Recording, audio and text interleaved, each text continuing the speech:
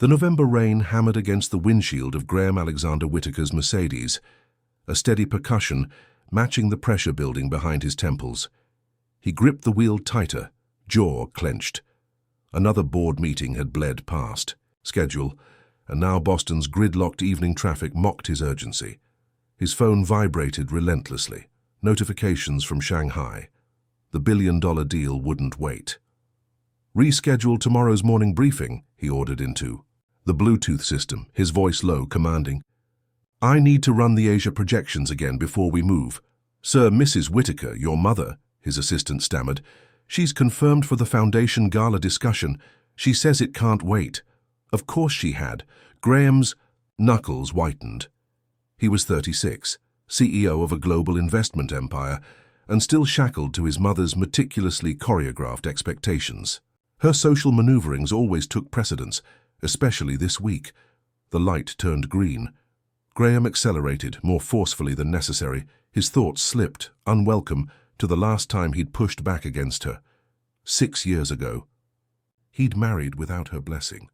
That rebellion had lasted barely 2 years before collapsing under her disapproval and his own silence. He'd failed to defend what mattered. The memory cut deeper than he liked to admit. Suddenly, a delivery truck veered into his lane. Graham reacted instinctively, jerked the wheel, but the slick pavement betrayed him. The car spun, rain, headlights, screeching steel, then impact. The Mercedes slammed into the guardrail with a brutal jolt. When the airbag deflated, Graham was upright, dazed, bleeding from a gash near his brow. His arm screamed in protest, but he was conscious. Lucky, a flashlight pierced the fogged glass. "Sir, can you hear me?" A cop peered in. "Ambulance is on the way. You need to be looked at." "I'm fine," Graham muttered, though the world tilted slightly. "It's protocol, sir. Head trauma means evaluation." 20 minutes later, he sat in a curtained ER bay at Boston General. His designer suit was rain-spotted and askew. A nurse wrapped gauze around his wrist as he stared blankly at the silent phone in his lap. "Jenkins could handle the fallout. The doctor will be with you shortly," the nurse said. "You were lucky, Mr. Whitaker." He barely nodded, already calculating his escape from this fluorescent purgatory. Then, suddenly, chaos. A child's wheezing cough broke the stillness. Running footsteps, urgency, room 3, we need a nebulizer now. A voice called out. Graham froze. That voice. He'd heard it whisper love. He'd heard it break. He hadn't heard it in 6 years. The curtain snapped open. Someone reached for medical supplies. There she stood, Ilara Grace Monroe, his ex-wife. Her. Dark curls were pulled back into a haphazard bun, navy scrubs beneath a lab coat, stethoscope swinging as she turned. Older, yes, but those warm brown eyes unchanged. Familiar, devastating, their gazes locked. Time unraveled. "Ara," he breathed.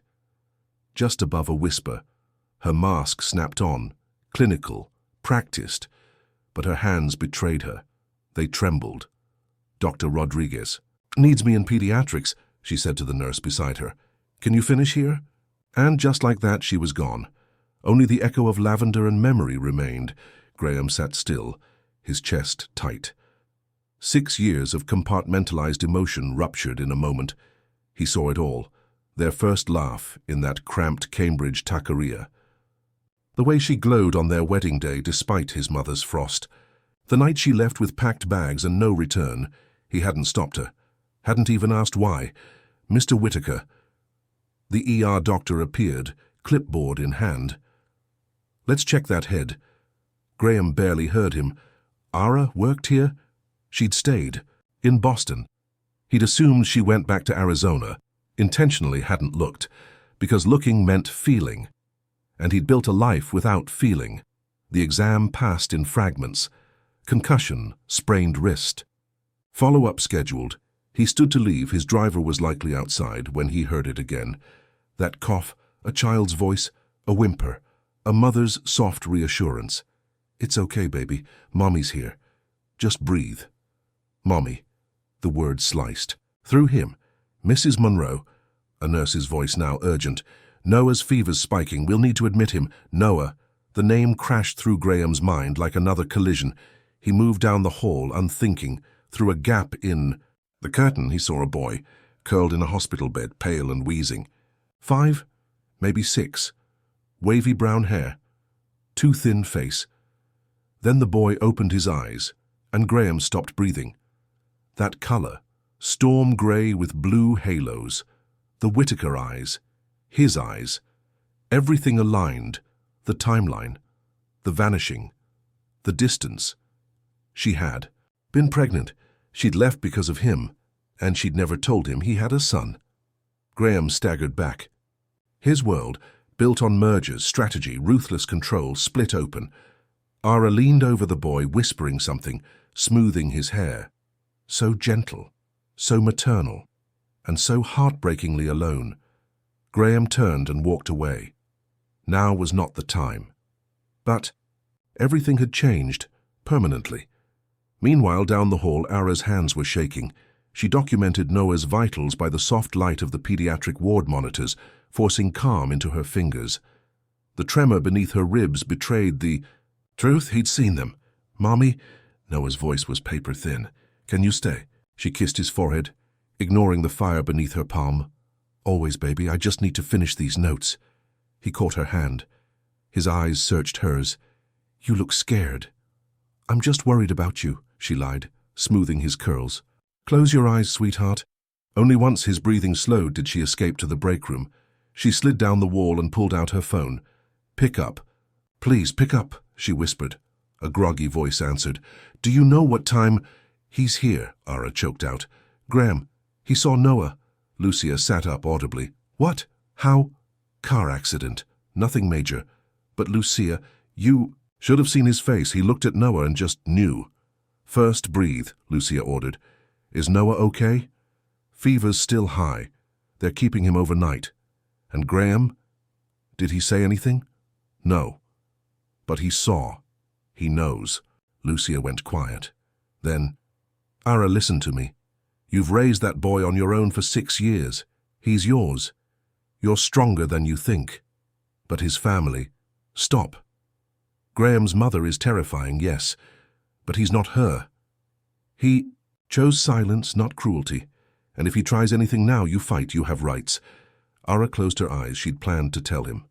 That night, the night he cancelled their anniversary for a meeting, arranged by Evelyn.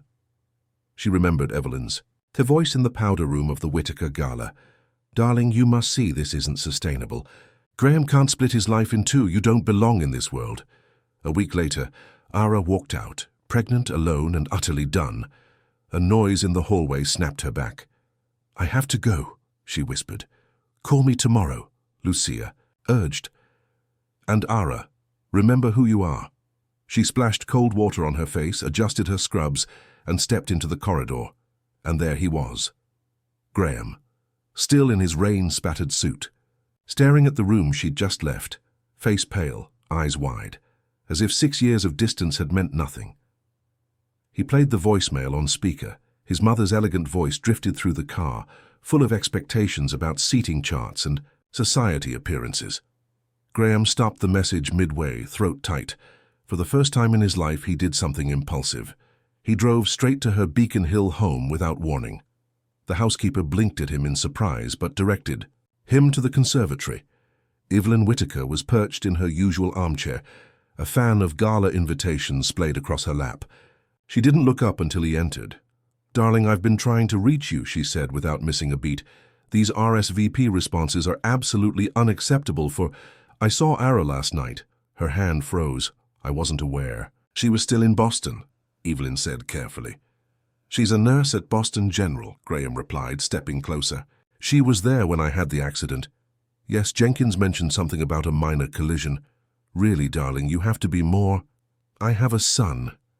The words fell like stone into still water. The silence afterward was deep. Only the faintest tension around her eyes betrayed any emotion. "I see," she said at last. "Did you know?" His voice was sharp now. "When she left, did you know she was pregnant?" Evelyn lowered her pen with calculated grace. "Would it have changed anything?" Graham's hands curled into fists at his sides. "You weren't ready, Graham. You were finally gaining momentum in the business. A child, her child, would have unraveled everything we'd worked for. Everything you worked for, he corrected coldly. My son is 5, he has asthma. He loves space and dinosaurs. He's been in and out of hospitals and I never knew. His mother's tone shifted to that familiar, placating softness. Whatever you're feeling, don't forget your responsibilities. The company, his name is Noah Sebastian, Graham cut in, and he has my eyes. Evelyn flinched ever so slightly. The Whitaker eyes, pale grey-blue, recognizable, respected, curated. What do you want from me? She asked finally. Nothing, Graham said, straightening. For once, absolutely nothing. I'm not here for approval or advice. I'm here to inform you. Everything's about to change. You're not seriously considering throwing away your life for this? Graham's voice cracked like glass. He's my son, and she did exactly what you forced her to. She shielded him from this, from you, from this room, from the constant judgment, the weighing, the quiet disapproval. I did what was best. No, Graham snapped. You did what was convenient. That ends today. He turned to go, then over his shoulder. The gala committee will need a new chair. I'm going to be busy, figuring out how to be a father.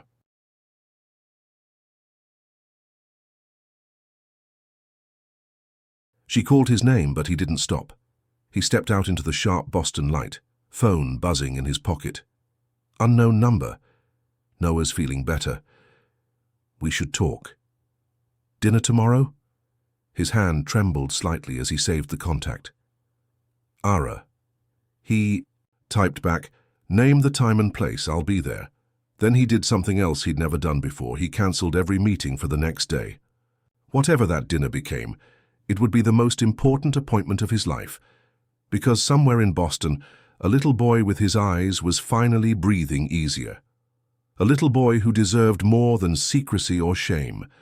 A boy who deserved to know his father. Ara stood in front of her mirror, smoothing down her navy dress for the 3rd time. Polished enough for a formal dinner, not too formal for a difficult conversation. Her hair was loose, falling the way it used to back when. No, she wouldn't go there. Lucia, she said to the phone on her dresser, I'm not sure about this. Maybe we should have picked a more casual place. The restaurant's perfect, Lucia replied. Neutral ground. Public enough to keep things calm. Private enough to be real. Ara sighed. You still wear that dress when you need armor, Lucia added gently. How did you? I know you. A pause. How's Noah? Ara glanced toward his bedroom, where laughter filtered through from the sitter's jokes. Better. The new meds are helping. But he's been asking about Graham, about why the man at the hospital looked at him like that. Lucia was quiet for a moment. You ready for this? Before Ara could answer, Noah appeared in the doorway, hugging his stuffed dinosaur. You look pretty, Mummy. Thank you, sweetheart. She knelt and straightened his shirt. Remember what we talked about? Mommy has a dinner meeting. With Carmen and spaghetti and space shows, Noah said proudly. That's right.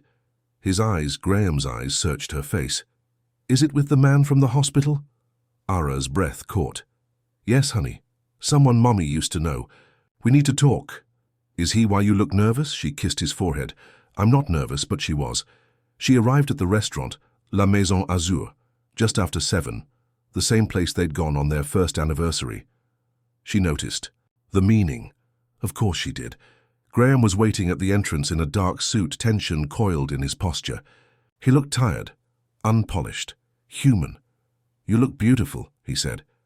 This isn't a date, she replied, voice cool. I know. It's more important than that. They were led to a discreet table in the corner, framed by glass panels and candlelight. He ordered a Bordeaux, the same one they once loved. She asked for water. Hospital always keeps us on call, she explained. Still taking care of everyone, Graham murmured. Some things change, she replied. The waiter left. Graham opened a slim leather folder. What is that? She asked, already wary. Just information. My lawyer explained paternal rights in Massachusetts. Her expression darkened. I'm not here to fight you, Graham said.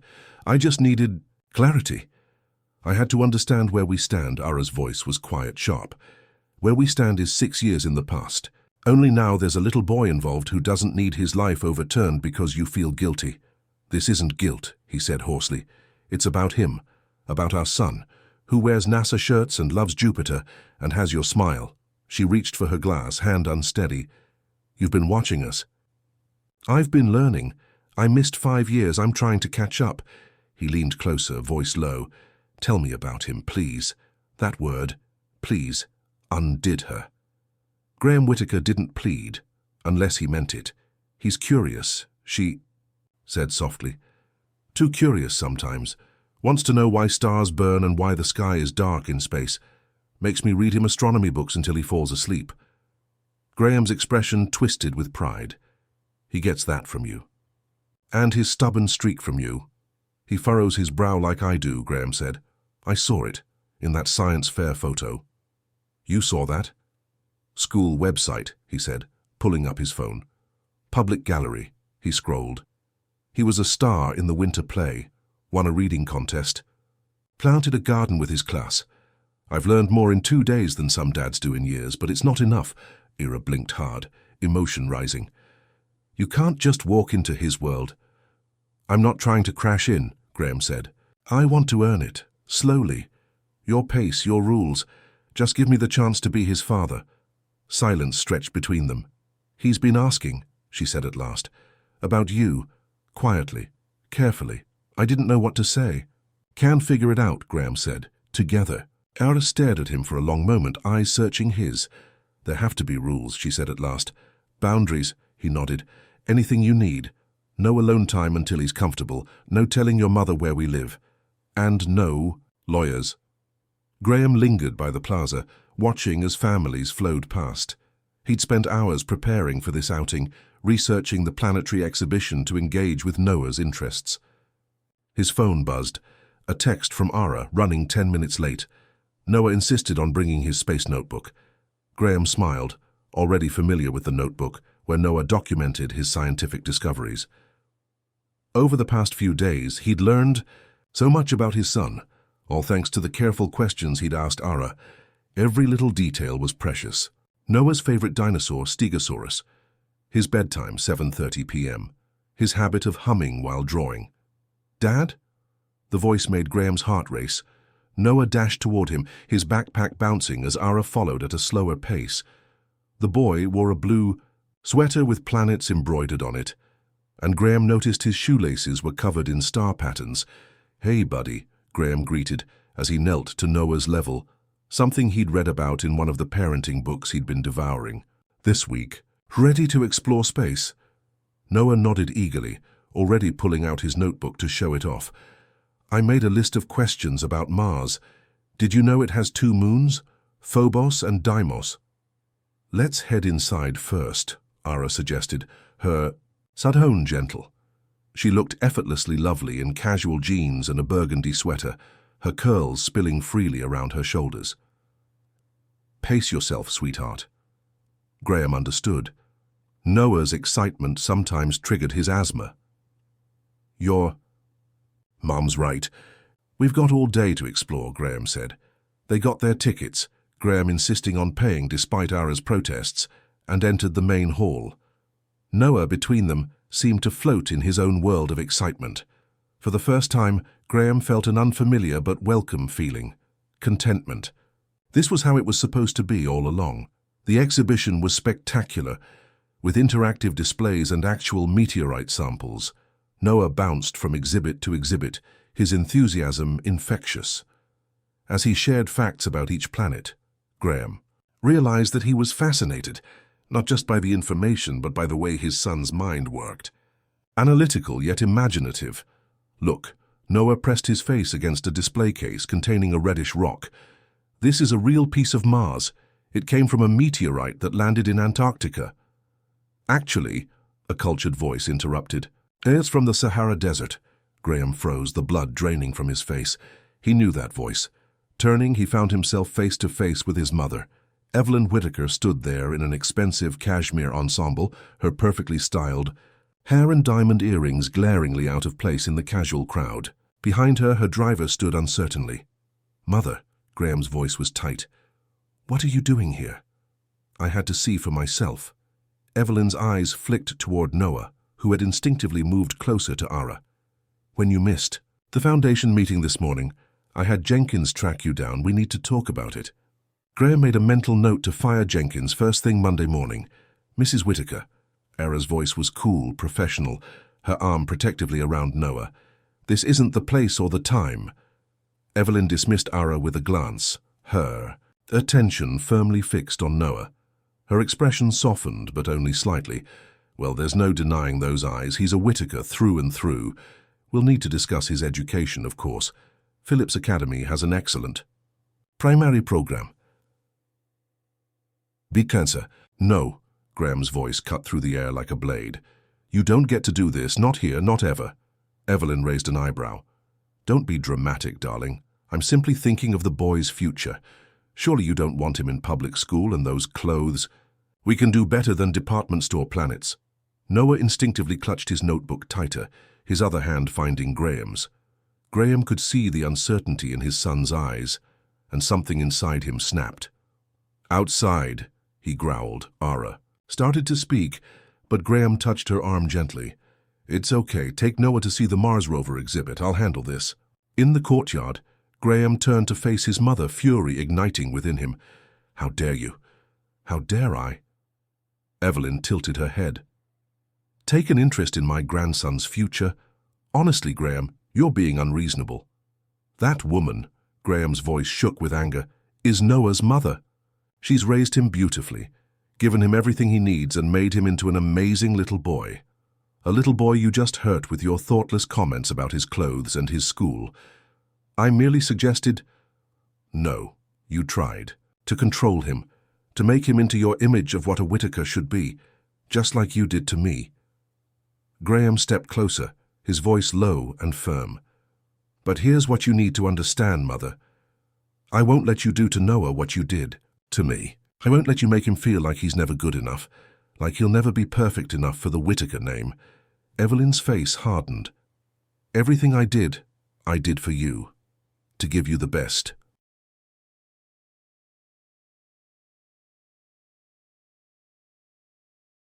The best?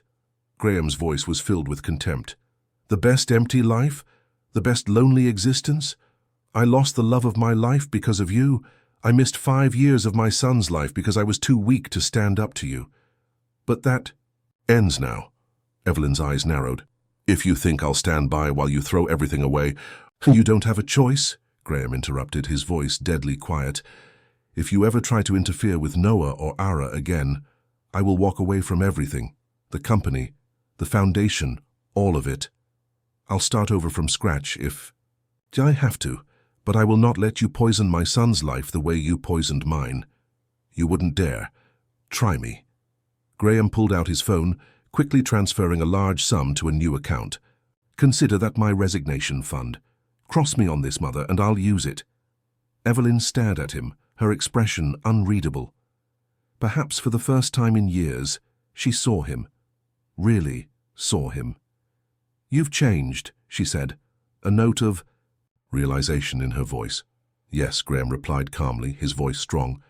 Because for the first time in my life, I have something worth fighting for. Standing tall, he added, now leave, and don't come near my family again without an invitation. Inside, he found Ara and Noah in the Mars exhibit. Noah had quieted, his earlier excitement dimmed. It broke Graham's heart. Hey, buddy, he knelt beside Noah.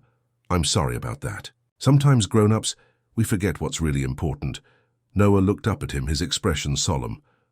Does Mum not like my sweater? Your sweater is awesome, Graham said firmly. And you know what?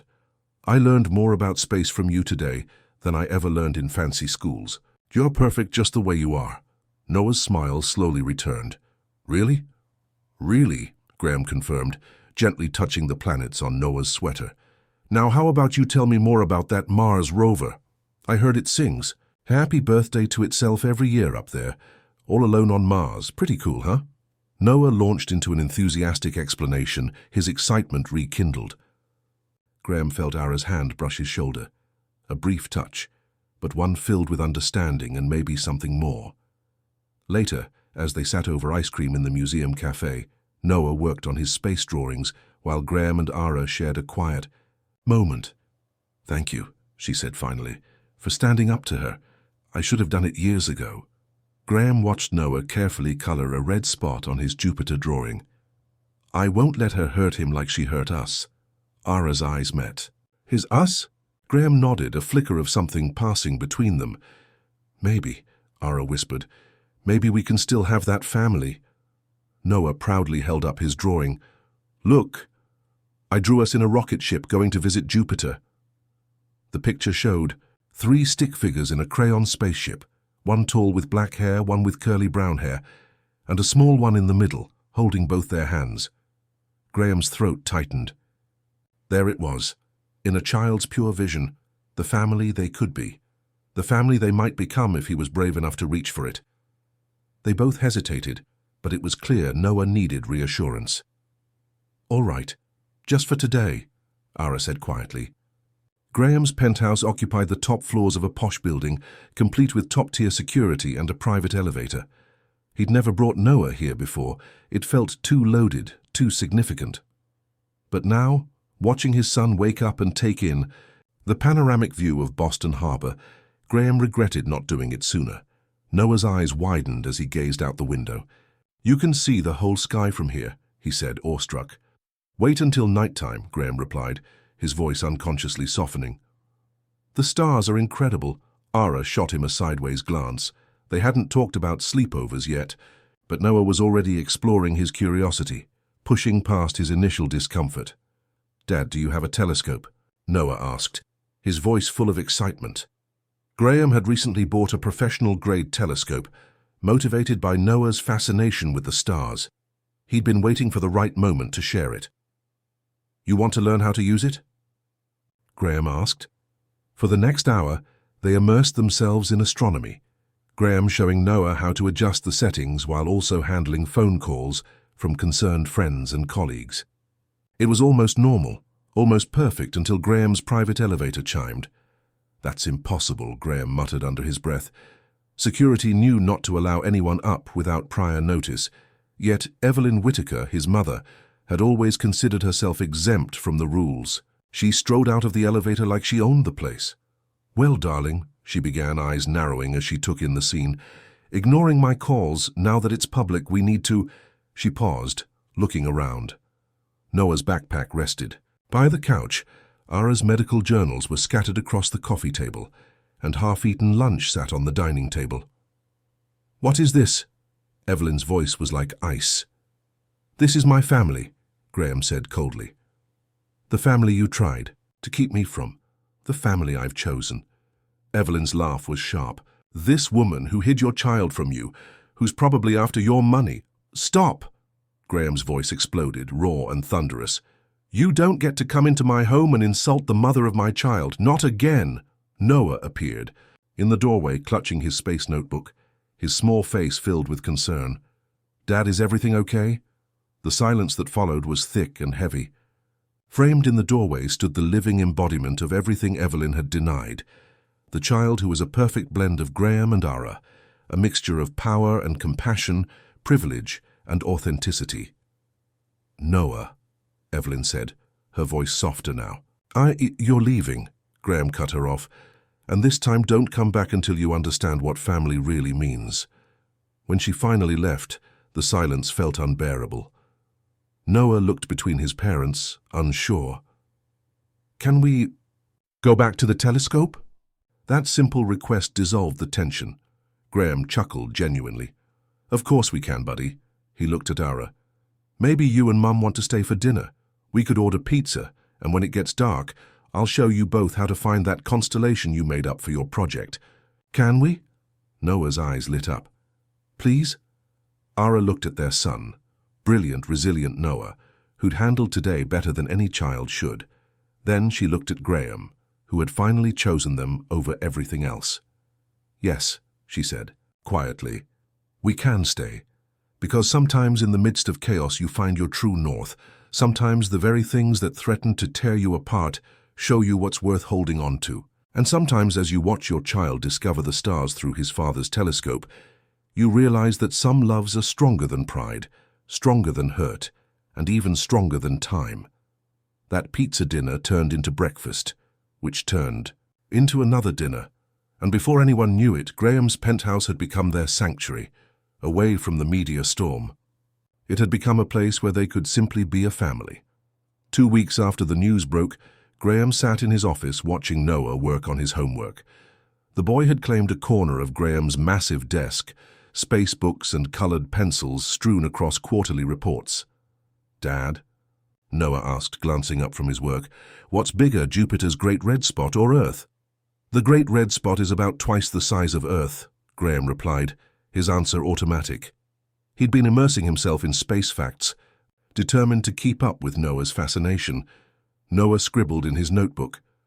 "I thought so." He glanced at Ara as she entered, still in her scrubs from the hospital. She'd started keeping clothes here, although Graham noticed she always picked the drawer he'd kept empty for years. "I heard," she said, dropping a kiss on Noah's head. "But homework first, space facts later." Graham watched them, his heart full. These small, everyday moments of domestic bliss had become precious to him. Noah's textbooks mixed with his business files. Ara's medical journals cluttered the coffee table. Their son's laughter filled rooms that had once been silent and cold. "How did the board meeting go?" Ara asked, her voice quiet, as Noah returned to his math problems. "The media frenzy actually worked in my favor," Graham said with a nod. "It humanized me to the investors. My public acknowledgement of Noah, my protection of his privacy, and my devotion to fatherhood have made me seem more like a family man than the cold corporate titan I once was." He smiled as he continued. "The Shanghai deal is final, but I've restructured my schedule. No more international trips without discussing it with you first. Noah's needs come before business." Ara's eyes softened. "You really have changed." "I've changed," Graham said, glancing over at Noah, who was now humming as he worked, a habit he'd inherited from Ara. "I never realized what I was missing until now." A knock at the door interrupted them.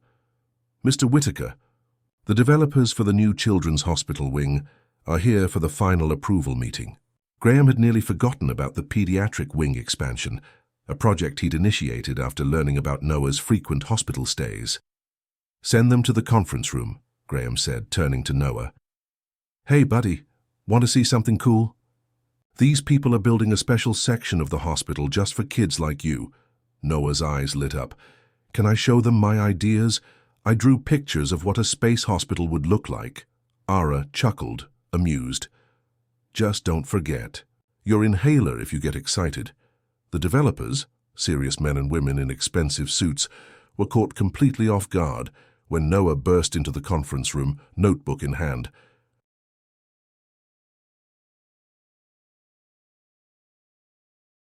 "See," Noah said, holding up his crayon drawings. "The ceiling could look like the real sky, and the machines could make space noises instead of beeping, and the doctors could wear spacesuits instead of boring white coats." To Graham's surprise, the lead architect showed genuine interest. The concept for ambient lighting could work. Themed medical equipment could help ease children's anxiety during their treatment. Ara stepped forward, adding her medical insight. "Noah's ideas may seem fanciful, but the principle behind them is grounded in reality. The psychological impact of the environment on pediatric recovery is well documented." Graham stood, watching them, pride swelling in his chest. In that moment, he saw more than just a family. He saw his legacy. Not the cold corporate empire his mother had envisioned, but something warmer, more human, where business and compassion could coexist.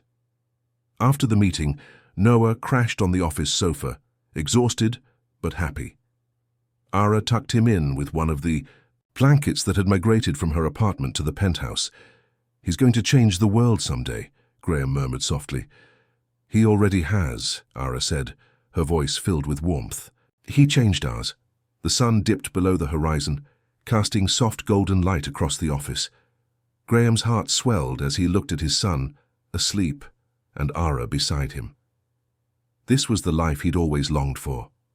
"Move in with me," Graham said suddenly, his voice tight with emotion.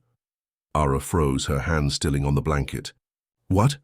"Both of you," Graham said, moving closer, careful not to wake Noah. "We're here most of the time anyway. Noah loves the view, the space for his projects. You wouldn't have to commute so far to the hospital. We could—" Ara's voice was gentle but firm. We can't just... Why not? Graham pressed, his gaze steady. Give me one reason that isn't about the past, one reason that isn't about fear. Ara hesitated, then sighed. Because I'm still in love with you, and that terrifies me. The words hung in the air between them, raw and vulnerable. It should terrify you, Graham replied, his voice thick with emotion, because I'm still in love with you too. You don't understand, Ara whispered, voice faltering. I could lose so much more than just you. I could lose him too. You won't, Graham said, his voice fierce. I won't let that happen. Ara's hand tightened around his, and Graham reached out to touch her cheek gently. I'll prove myself, whatever it takes. Outside the window,